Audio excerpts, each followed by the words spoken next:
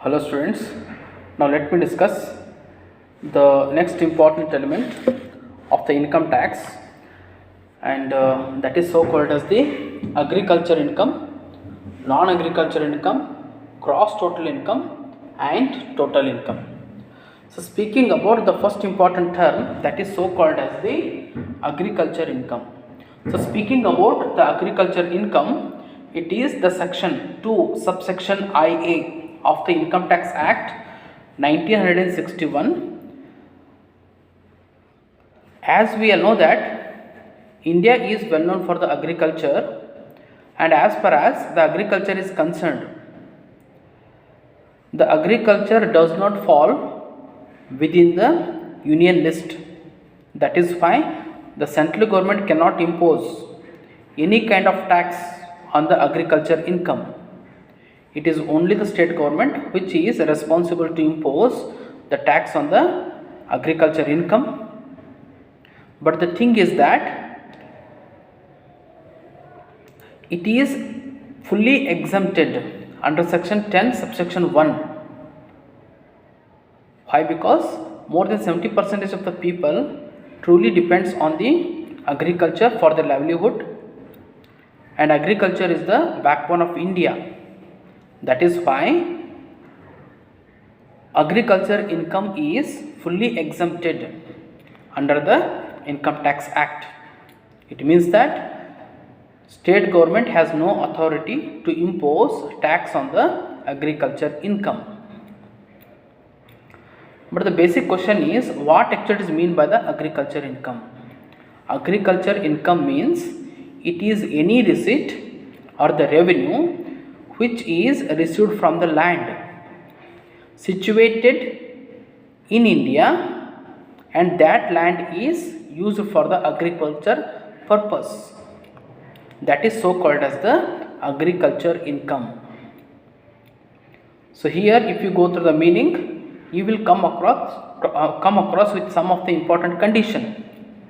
One thing is that the land must be situated in India, and second thing is that land must be used for agriculture purposes, and third thing is that assessee or the income tax payer must have an interest towards the agriculture land, and fourth thing is that any direct income which is derived from the agriculture income, that is also termed to be as the agriculture income only.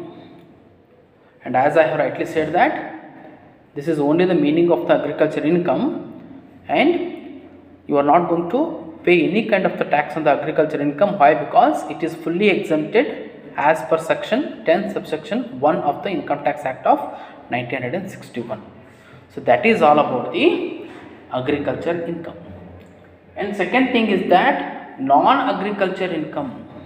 Non-agriculture income in the sense, it is the income which is termed to be not for the agriculture purpose. Income is derived, but it is not so meant for the agriculture purpose. That is so called as the non-agriculture income. Best example can be income from earth of bricks making. That is one thing. And second thing is that the income from the fisheries, income from stone quarries, income from sale of wild grass, income from the supply of water for which is used for the irrigation purposes, income from the land which is used for the storing agriculture produce, income from the transfer of the land, income from supply of water for the irrigation purpose, or income from sale of any kind of the trees or bamboos which are used for the forest. All these are mainly associated with the agriculture, but they are not termed to be and fall within the meaning of the agriculture income. That is why they are so called as the non-agriculture income. That is second thing. And third thing is that gross total income. Gross total income in the sense, assessee is going to earn the income from various heads of sources. those aggregate of all those sources gives us the gross total income. So it is the aggregate of income from salaries, income from house property, income from business or profession, income from capital gains, and income from the other sources. And if you add all these sources of income, that aggregate of all those sources gives us the meaning of gross total income.